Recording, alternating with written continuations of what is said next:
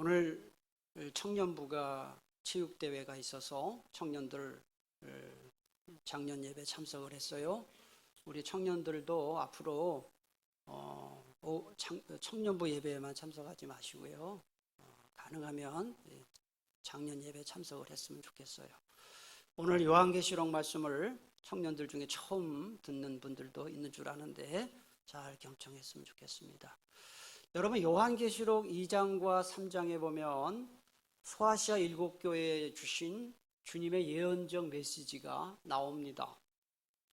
요한계시록 2장과 3장을 잘 이해하려면 소아시아 7교회의 이름을 다 알아야 됩니다. 그래서 제가 여러분들한테 이미 다 말씀을 드렸고, 어떻게 외우는지 외우는 방법까지 말씀을 드렸어요.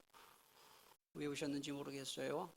앞으로도 계속 몇 주 동안 이 설교를 할 텐데 못 외우면 굉장히 고통스러울 겁니다. 제가 앞글자를 할 테니까요. 한번 다 해보세요. 한번 따라하세요. 에서버두 사빌라. 다시 한번 에서버두 사빌라.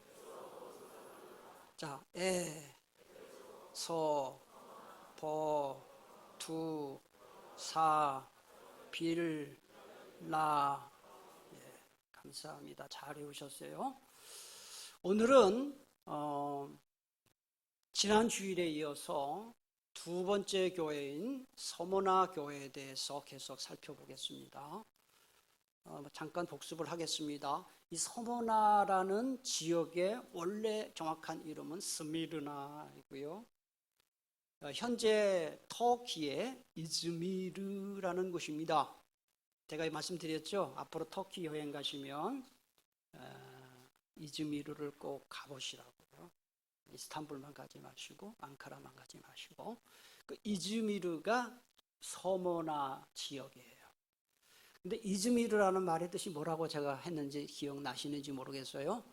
몰약이라는 뜻이고요. 에베소가 아시아에서 가장 큰 도시였다면 이즈미르는 아시아에서 가장 아름다운 도시였습니다. 저는 2번 갔었는데 애석하게도 이즈미르 항구에 못 가봤어요. 이즈미르 항구는 미항이라 그래요. 한번 가보시면 좋을 것 같습니다. 그런데 이 서머나는 그 당시 아시아 중에서 황제 숭배의 중심지였습니다. 그러니까 이 교회 다니는 교우들이 얼마나 핍박을 많이 받았겠어요? 로마 황제를 숭배하지 않는 사람들은 처형을 당하고 유배를 당하고 하니까 얼마나 고통을 받았겠습니까? 그런데도 서머나 교회 교우들은 끝까지 믿음을 지켰습니다. 그것 때문에 주님께 칭찬을 받았습니다. 제가 지난 주일에 말씀을 드렸는지 기억나시는지 모르겠습니다. 소아시아 7교회 중에서 예수님께 책망을 한마디도 듣지 않고 칭찬만 들은 교회가 2교회가 있다 말씀드렸습니다. 그 중에 하나는 서머나 교회고 다른 하나는 어느 교회라 그랬습니까? 빌라델비아 교회예요. 어떻게 그걸 외우지요? 2번째, 6번째 교회 이렇게 외우면 돼요. 서머나와 빌라델비아 교회가 칭찬받았습니다. 자, 황제 숭배를 거부한 것 때문에 큰 핍박을 받는 서머나 교회에 주님이 뭐라고 말씀하셨을 것 같습니까? 우리가 얼른 상식적으로 생각하면은, 야, 너희들 믿음 지키는 것 때문에 너무너무 힘들지. 내가 즉시 가서 구출해 줄 테니까 이제 걱정하지 마라. 그럴 것 같잖아요. 그런데 주님은 그렇게 말씀하지 않으셨습니다. 어떻게 말씀하셨느냐? 10절을 보세요. 너는 장차 받을 고난을 두려워하지 말라. 볼지어다 마귀가 장차 너희 가운데서 몇 사람을 옥에 던져 시험을 받게 하리니 너희가 10일 동안 환난을 받으리라. 이게 무슨 얘기예요? 핍박에서 즉시 구출해 주시겠다는 뜻이 아니에요. 장차라는 말을 2번씩이나 반복하시면서 앞으로도 조금 더 너희들이 고난을 받고 심지어 순교도 각오해야 된다. 그렇게 말씀하셨습니다. 여기서 옥에 던진다는 말이 나와요. 옥에 던진다는 것은 체포해서 감옥에 가둔다는 뜻이에요. 그 당시 죄수들은 감옥에 가둔 채 재판을 기다렸고 형 집행을 기다렸고 심지어는 순교도 각오하고 있었어야 했습니다. 지금 여러분이 보시는 이 사진이 로마 시대의 감옥의 모습입니다. 지하에 주로 감옥이 있었고요. 지하에 있었는데 이 벽이 대부분 돌멩이였어요. 로마는 돌멩이가 많은 나라거든요. 그런데 지하인 것도 힘든데 이 감옥 안에는 보시다시피 창문이 거의 없었습니다. 그러니까 이게 얼마나 힘들겠어요. 그래서 낮에는 죄수들의 목에다가 쇠사슬을 감았고요. 한 손에는 수갑을 채웠습니다. 밤이 되면 양쪽 발까지 착고를 채운 데다가 땅바닥에서 자도록 그렇게 했어요. 그러니까 이 감옥 생활이라는 것은 상상을 초월하는 고통이었습니다.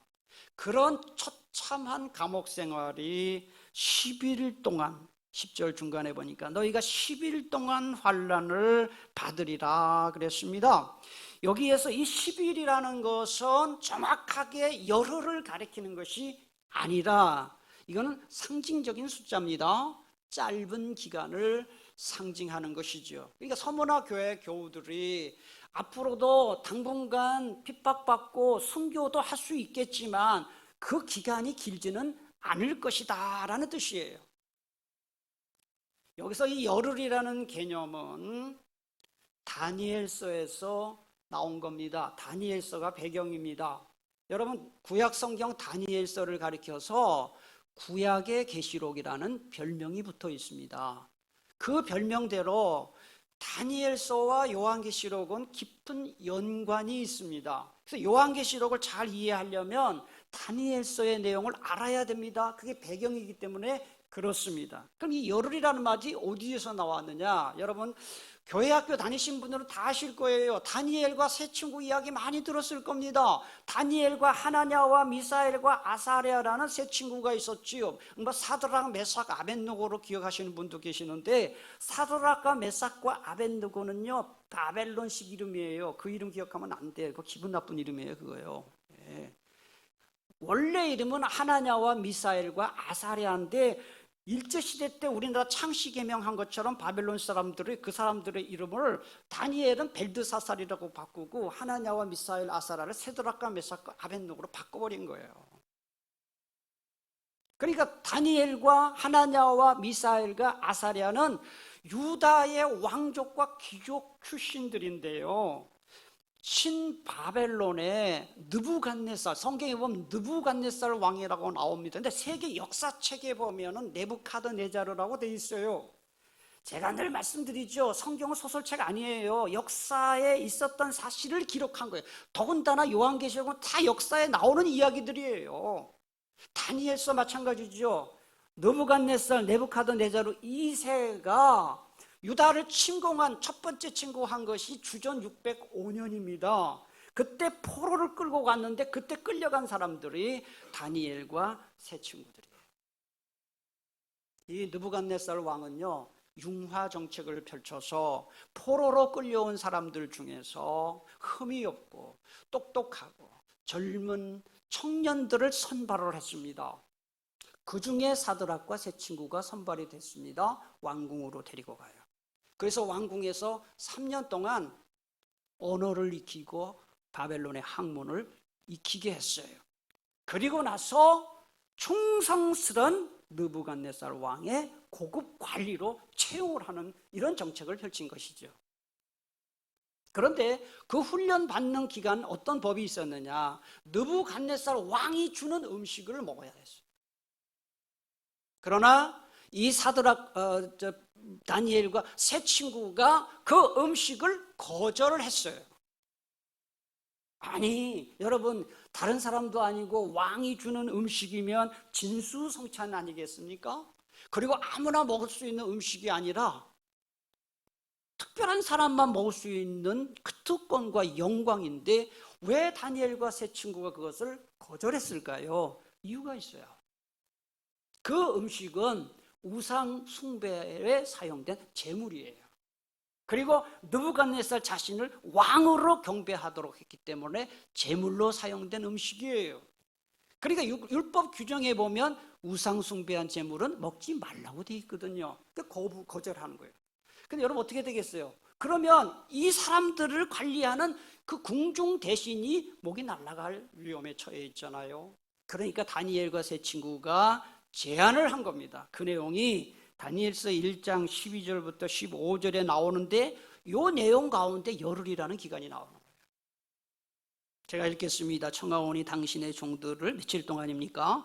열흘 동안 시험하여 채식을 주어 먹게 하고 물을 주어 마시게 한 후에 당신 앞에서 우리의 얼굴과 왕의 음식을 먹는 소년들의 얼굴을 비교하여 보아서 당신이 보는 대로 종들에게 행하소서 하며 그가 그들의 말을 따라 열흘 동안 시험하더니 열흘 후에 그들의 얼굴이 더욱 아름답고 살이 더욱 윤택하여 왕의 음식을 먹는 다른 소년들보다 더 좋아 보였다 그랬어요. 여기에서 3번 나온 열흘이라는 개념이 오늘 본문에 인용이 된 거예요. 그래서 유대인들에게는 이 다니엘과 세 친구의 이야기는 우상을 숭배해서 목숨 부지하고 핍박을 모면하며 사는 것보다는 차라리 핍박받고 순교할 망정 믿음을 지키는 것이 낫다 하는 모델 이야기로 계속 유대인들에게 전해져 왔습니다. 그래서 이 황제 숭배를 거부한 것 때문에 지금 핍박받고 순교의 위기에 있는 서머나 교회 사람들에게 주님이 이 말씀을 주신 것이에요. 서머나 교회를 실제로 핍박한 것은 로마 제국 권력자들이죠. 그리고 유대인들이었어요. 그런데 오늘 10절 여러분 눈으로 한번 확인해 보시면 10절 중간에 보면 누가 그들에게 시험 받게 하리라라고 했는지를 잘 보세요. 누가 시험한다 그랬어요? 마귀예요. 마귀. 사람에게 시험 받고 사람에게 고난 받는 것 같았지만 사실은 마귀가 그들의 믿음을 무너뜨리기 위해서 공격했다. 그 얘기를 하는 거예요. 그래서 예수님은 서머나 교회 교우들에게 10절 상반절에 보면은 두려워하지 말라고 말씀하셔요. 10절 보세요. 너는 장차 받을 고난을 두려워하지 말라 그랬어요. 여기 두려워하지 말라는 말에 잘 여러분들이 표시를 해 놓으시면 좋을 것 같아요. 이 두려워하지 말라는 말은 앞으로 두려워하지 말라는 뜻이 아니고 지금 두려워하는 것을 당장 멈추라는 뜻입니다. 이유는 2가지예요. 너희들이 받을 고난이 있지만 길지 않을 것이다. 열흘 길지 않을 것이다. 2번째, 예수님이 계시기 때문에. 근데 예수님이 어떤 분이시냐? 자, 8절을 보세요. 그래서 예수님이 8절에서 자신을 이렇게 소개하는 거예요. 8절, 서머나 교회의 사자에게 편지하라. 그 다음 같이 읽겠습니다. 시작. 처음이며 마지막이요 죽었다가 살아나시니가 이르시되, 여기 보면 처음이요 마지막이라고 예수님이 자신을 소개하고 있어요. 지금 로마 황제 도미티아누스가 서머나 교회 교우들을 핍박하고 순교까지 당하게 하는 것 같지만, 그러니까 권력을 갖고 있는 것 같지만 사실은 역사의 처음과 마지막 알파와 오메가는 예수님이시기 때문에 너희들 실제적인 역사의 통치자는 나다. 그러니 두려워하지 말라 그 얘기예요. 여러분, 예수님의 이 말씀대로요, 로마 역사를 쭉 공부를 해보면 그리스도인들을 엄청나게 핍박한 로마 황제들 대부분이 암살당합니다. 그리고 병으로 죽습니다. 그리고 급사합니다. 역사의 통치자 사람 아닙니다. 여러분의 인생을 주관하시는 분 주님이심을 믿으시기를 바랍니다. 그 예수님이 처음이요 마지막이다. 그 다음에 또 보면 죽었다가 살아나셨다 그랬어요. 8절에 죽었다가 이 말씀을 왜 예수님이 소개했을까요? 지금 황제 숭배를 거부하다가 순교당할 위기에 있는 서머나 교회 교우들에게 너희들 부활의 소망이 있다. 그러니 떨지 마라. 많은 사람들이 요즘도 두려워합니다. 두려움을 갖고 있습니다. 불안합니다. 불안해합니다. 미혼자들은 결혼 정년기가 되면 나 이러다가 그냥 늙는 거 아니야? 결혼 못하고 이런 두려움이 있어요. 저도 그랬었거든요. 제가 제 나이 때 30년 전에 결혼할 때 제가 32살에 결혼했어요. 엄청 노총각이었어요. 친구들이 저를 천연 기념물로 삼겠다고 했었어요. 그러니까 그런 생각도 들더라고요. 야, 이러다가 그냥 호래비로 늙어버리는 거 아닐까. 미혼 청년들은 결혼 정년기가 됐는데도 배우자를 발견하지 못하면 그럴 수 있어요. 그런데 또 결혼을 했어요. 결혼한 사람들에게 어떤 두려움이 있나요? 이 살다가 또 혹시 잘못되는 거 아닌가? 또는 결혼해도 자녀를 낳지 못하면 어떡하나? 이런 두려움이 있어요. 근데 임신을 했어요. 임신하면 또 답니까? 또 유산되면 어떡하나? 장애아를 혹시 낳게 되면 어떡하나? 뭐 이런 두려움은 다 있는 거예요. 애를 낳았어요. 이 아이가 앞으로 나쁜 친구 만나면 안 되는데, 이 아이가 앞으로 사고 당하면 안 돼. 항상 두려움이 있어요. 우리 중고등학생들 대학 입시에 대한 두려움이 있어요. 대학생들 대학교 들어가면 취업에 대한 두려움이 있어요. 취업을 했어요. 두려움이 없을까요? 승진해야 돼. 해고되면 어떡하나? 두려움이 있어요. 이제 중년 이상 되신 분들은 노후에 대한 두려움이 있어요. 늙어서 먹고 살 일 걱정합니다. 또는 중병에 걸릴 것을 두려워합니다. 어쨌든 사람들은 계속 평생 두려워하고 걱정하며 사는 거예요. 오늘 주님께서 서문화 교회에 주신 말씀, 두려워하지 말라 그랬는데요. 여러분, 우리가 어떻게 두려움을 물리치며 살 수 있을까요? 나 두려워하지 말아야지 하고 최면을 걸어서 되는 게 아니에요. 답은 딱 하나밖에 없어요. 예수님 바라보며 사시기 바랍니다. 예수님을 의지하며 사세요. 인생의 모든 문제를 기도로 주님께 맡기며 사세요.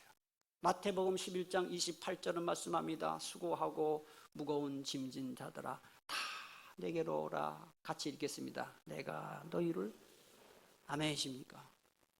여러분, 주님께 맡긴 만큼 마음의 평안이 있어요. 기도로 맡긴 만큼 평안이 있어요. 오늘도 예배에 왔습니다마는, 설교를 듣고 찬송을 부르고 기도를 합니다마는, 이 마음속에 무거운 납덩어리 같은 두려움과 걱정 갖고 있는 분 분명히 있을 거예요. 여러분, 예배 시간에 기도하는 중에, 말씀 듣는 중에, 찬송 부르는 중에 주님 바라보시고 주님께 모든 문제를 맡기고 나갈 때 기쁨으로 돌아갈 수 있게 되기를 축복합니다. 여러분이 잘 아시는 미국의 제16대 대통령 에이브라함 링컨은요, 성경을 읽고 암송을 많이 한 대통령으로 유명해요. 그가 미국 남북 전쟁을 했을 때 얼마나 어려움이 많았습니까? 두려움이 많았습니다. 그럴 때마다 미국 대통령이 읽으면서 암송하면서 두려움을 물리쳤던 성경 구절이 있어요. 성경 구절을 다 귀하지만 링컨이 특별히 사랑했던 성경 구절, 그래서 두려움을 물리쳤던 성경 구절을 여러분들에게 소개하려고 해요. 찾아보시면 좋겠어요. 시편 34편 4절 말씀입니다. 다 찾으시면 좋겠습니다. 구약성경 825페이지쯤 됩니다. 시편 34편 4절입니다.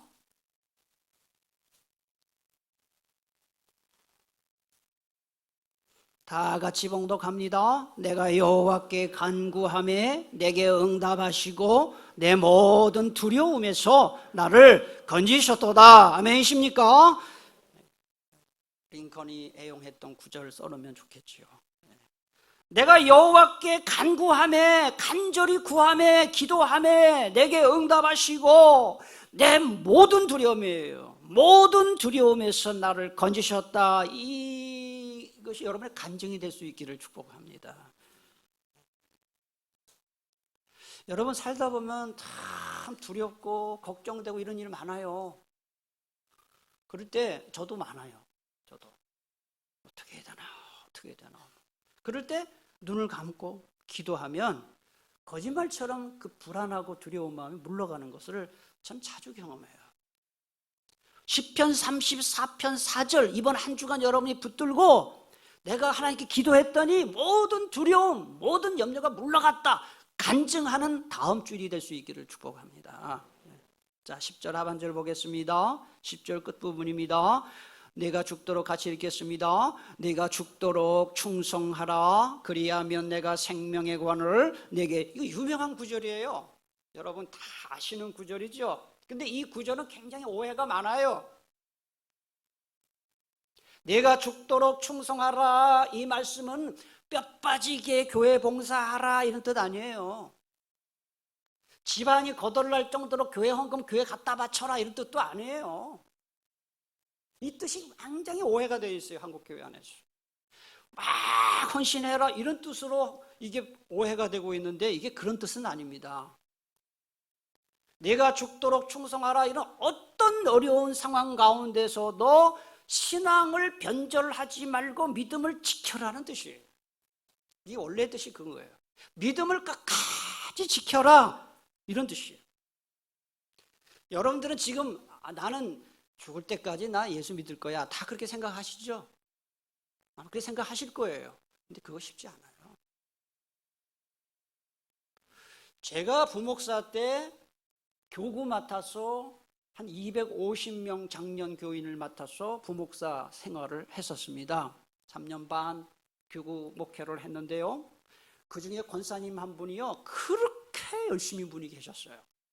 그런데 그때는 그 교회가 한 700명 800명 되는 교회라 장례식도 부목사님들이 다 했는데요, 그 거의 임종할 때 가서 제가 갔는데, 제가 지금도 충격을 받은 사건이에요. 권사님, 천국 갈 준비 되셨죠? 예수 믿으시죠? 그런데 이 권사님에 비해서 무슨 얘기가 나오냐? 예수가 누구야? 이러는 거예요. 이야, 진짜 멘붕이 오더라고요. 멘붕이. 물론 그게 치매였는지 그건 모르겠어요. 근데 예수가 누구야? 이래요, 그 권사님이. 야, 근데 그래서 제가 그때 그 사건을 보고 나서 충격받아서 죽을 때까지 예수님 부인하지 않고 정말 예수님을 잘 믿고 죽는 것이 이게 쉽지 않겠다는 생각이 들었어요. 여러분, 죽는 순간까지 여러분의 믿음을 꼭 지키며 살 수 있기를 축복합니다. 죽도록 충성하라, 이 말은 믿음을 꼭 지켜라 이런 뜻이에요. 어떤 상황 가운데서도 변절하지 말아라 이런 뜻이에요. 자, 요한계시록을 기록한 분이 누구라고 제가 말씀을 이미 드렸어요. 이미 그 책 제목에 나와 있습니다만, 요한계시록을 누가 썼어요? 요한이 썼죠. 사도 요한이 썼죠. 그런데 이 사도 요한의 제자 중에 폴리카르포스라는 사람이 있었어요. 여러분, 이 이미지를 보시면 폴리카르포스, 영어로는 폴리갑이라고도 합니다만 사실 폴리카르포스라는 원래 이름을 갖고 있는데, 이게 지금 무슨 그림인 것 같아요? 지금 화형당하는 장면이에요. 이 폴리카르포스가 사도 요한이 순교하고 난 다음에 20년 후에 이 서모나 교회를 목회했어요. 초대 교부라고도 하고 감독이라고도 부르는데요. 그리고 결국은 서모나에서 12번째 순교자가 되었습니다. 그 당시 로마 제국은 식민 통치를 받는 지역을 통치하기 위해서 총독을 파견했어요. 우리나라에도 일제시대 총독이 왔잖아요. 총독을 파견했는데 그 총독들에게는 엄청난 사법권이 주어졌습니다. 그래서 총독이 선고할 수 있는 형벌 중에는 목을 베어 죽이는 참수형이 있었어요. 그리고 십자가에 못 박아 죽이는 십자가형이 있었습니다. 맹수의 밥이 되어 죽게 만드는 형벌이 있었습니다. 그리고 불태워 죽이는 화형이 있었어요. 이런 엄청난 사법권을 가진 이 서머나 지역을 다스리는 총독이 폴리카르포스를 체포했어요. 그리고 다음과 같은 말로 회유를 합니다. 가이사르의 이름으로 맹세하고 그리스도를 욕하라. 지금이라도 늦지 않았으니 그리스도를 비방하고 그를 모른다고 하라. 그러면 너를 놓아주겠다. 이게 한마디로 말하면 무슨 얘기죠? 예수 부인하라. 그리고 카이사르, 로마 황제를 믿는다고 해라. 그럼 너 살려주겠다는 뜻이에요. 그때 이 폴리카르포스가 뭐라고 대답했습니까? 이렇게 대답합니다. 나는 86년간 예수 그리스도를 섬기고 믿어왔는데 그분은 한 번도 내게 나쁜 일을 하지 않으셨다. 하물며 나의 주인이시고 왕이시고 구주이신 그분을 내가 어떻게 배반할 수 있겠는가? 그래서 총독이 열받아가지고 이렇게 말합니다. 네 운명은 지금 내 손안에 들어있다. 돌이키지 않으면 사람은 짐승의 밥이 되는 줄 알고도 두려워하지 않으니 이제 너를 화형에 처하겠다. 여러분 이 정도 되면 굉장히 두려운 상태일 텐데요. 폴리카르포스가 마지막으로 한 말이 이 말입니다. 1시간 정도면 타다가 꺼질 불로 나를 위협하고 있으나 당신은 악인들을 위해 예비된 장차 올 심판과 영원히 타오를 불을 모르고 있다 하면서 큰 소리를 지르고 화형에 처해져서 순교자가 되었습니다. 그래서 지금도 이 서모나의 지역에 가면은 이 폴리카르포스 기념교회가 세워져 있습니다. 이것만 봐도 역사적인 사실인 것을 알 수가 있겠죠. 자, 여러분에게 제가 질문하겠습니다. 우리는 뭐 순교까지는 하지 않는데 여러분은 신앙의 이 절개를 지키고 있습니까? 변절하지 않습니까? 믿음을 헌신짝처럼 그냥 내던지는 일이 있지 않냐 이 말이에요. 먹고 살려고, 취업 때문에, 직장 때문에, 연애 때문에, 자녀 교육 때문에 그냥 신앙을 접어두고 있지 않느냐 이런 말입니다. 특별히 오늘 청년들 참석했는데요, 요즘 젊은이들은 대학 들어가면 예수님 딱 버리는 사람 많아요. 군대 가서 예수 안 믿는 사람 많아요. 결혼과 동시에 예수님과 빠이빠이 하는 사람들 많아요. 믿지 않는 배우자를 만나서 예수님을 버리는 청년들 굉장히 많아요. 예수님은 정말 우리를 나를 위해 십자가에 돌아가시고 구원의 은혜를 주신 예수님은 우리는 너무너무 삶의 현장에서 믿음을 그냥 헌신짝 취급하는 일이 얼마나 많은지 모릅니다. 믿음을 의리와 바꾸지 마세요. 믿음을 인간관계와 바꾸지 마세요. 믿음을 돈과 바꾸지 마세요. 예수님을 믿는 믿음이 여러분의 삶에서 최우선이 되게 되기를 주의 이름으로 축복합니다. 십자가 반절 보면 끝까지 믿음 지킨 자에게는 생명의 관을 주겠다고 했습니다. 서머나는요, 올림픽 경기로 유명한 도시인데요, 승리자에게 관을 주었습니다. 월기스 관을 주로 주었어요.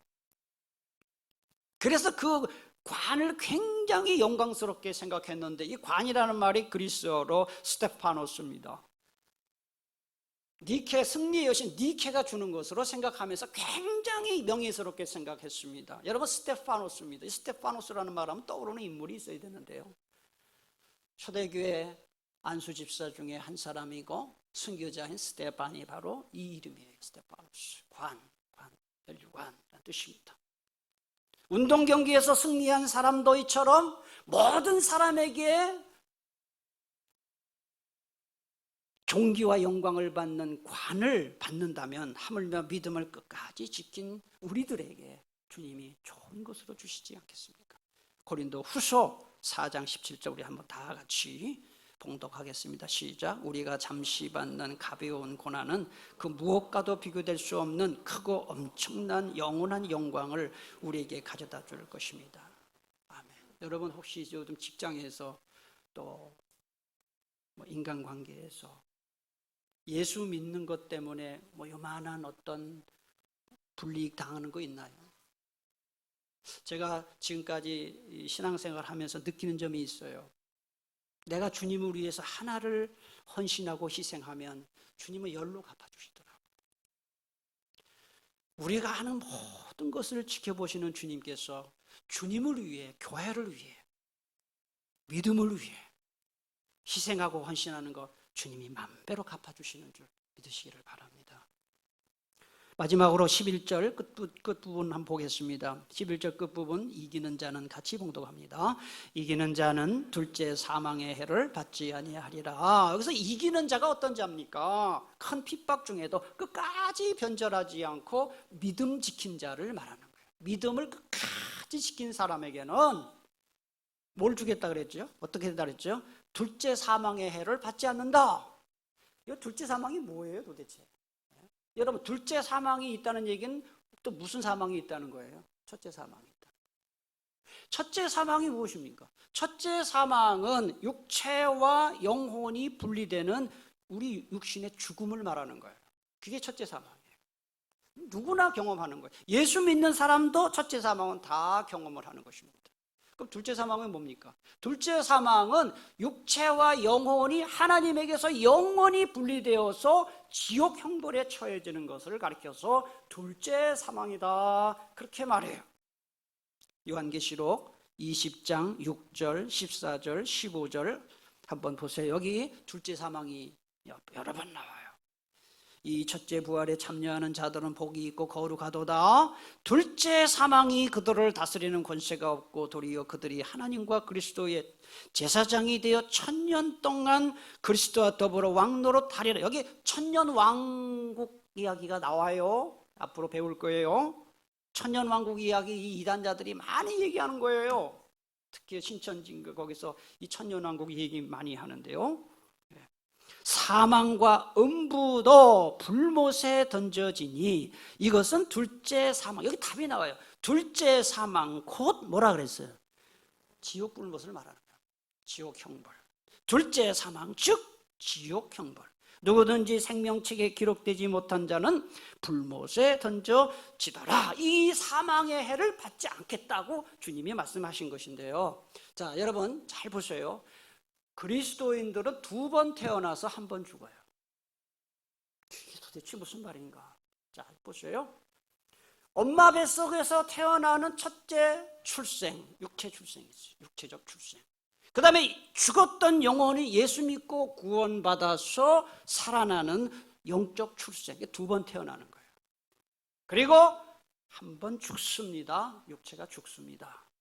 반면에 비그리스도인들, 예수 믿지 않는 사람들은 한 번 태어나서 두 번 죽어요. 엄마 뱃속에서 한 번 태어나서 육체적으로 한 번 죽고 그 다음에 둘째 사망 제가 얘기했잖아요. 육체와 영혼이 영원히 하나님에게 분리돼서 지옥 형벌에 처해지는 둘째 사망이 있다 하는 거예요. 여러분, 이런 사실을 알고 나면 믿지 않는 가족을 볼 때 불쌍한 마음이 들어요. 요즘 많은 분들이 요양원에서 고독하게 비참하게 죽지 않고 집에서 가족들이 보는 앞에서 품위 있게 죽는 것을 굉장히 소망을 하고 있어요. 물론 뭐 일리 있다고 봐요. 저도 요양원에 가서 죽고 싶지 않아요. 집에서 죽고 싶어요. 저희 아내가 내 눈을 감아주는 걸 보고, 저희 아내가 저보다 한 3일을 더 살다가 죽었으면 좋겠어요. 왜 이상한 반응을 그렇게 보이세요?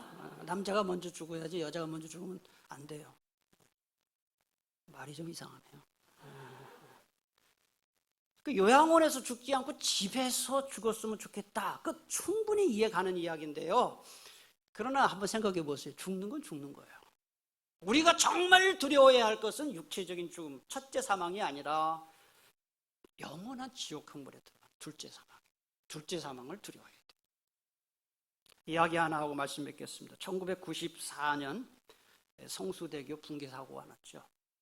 1995년에 삼풍백화점 붕괴 사고. 이 두 사고와 함께 대한민국의 재난 역사에 빠지지 않는 사고가 하나 있어요. 연세 드신 분은 아실 거예요. 1971년 12월 25일 오전 10시 서울 청량리에 있는 대형각 호텔에서 일어난 화재 사고. 그때 이 대형각 호텔이 21층이었습니다.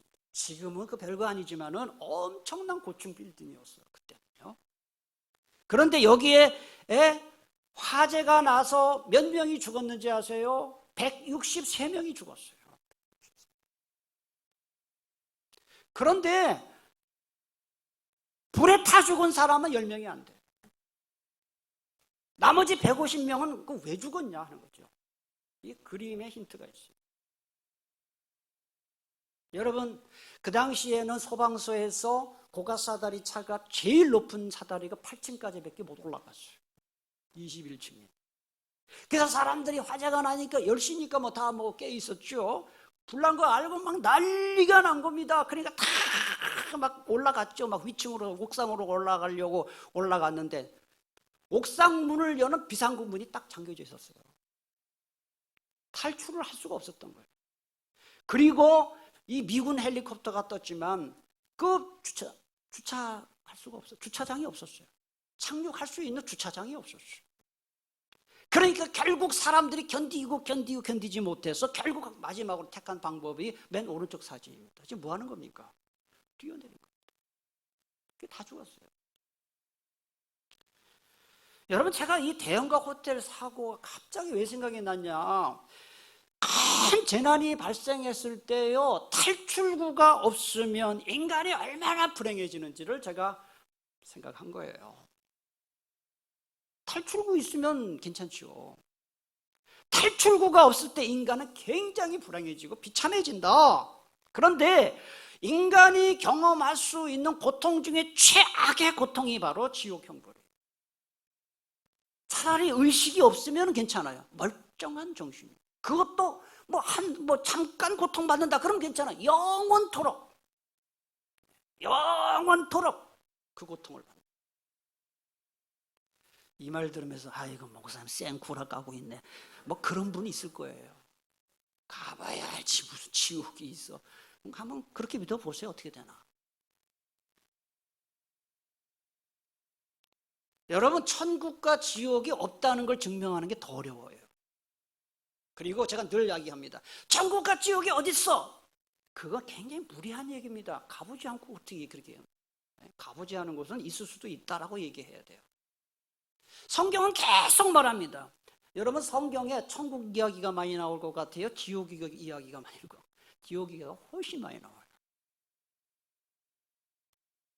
말로 다 할 수 없는 박해와 고난 가운데 믿음을 지킨 서머나 교회 교우들에게 주님이 이기는 자는 둘째 사망의 해를 받지 아니라는 이 약속을 주셨는데, 이 약속이 우리에게도 소망과 격려와 위로가 되기를 소원합니다.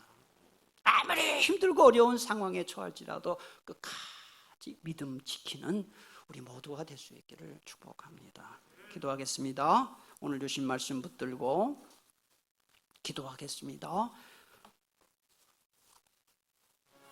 믿음을 지키려고 하면 불이익 반드시 받습니다. 핍박받습니다. 또 우리가 예수를 믿지만 삶의 우환과 고난이 있습니다. 그럴 때마다 우리는 두려워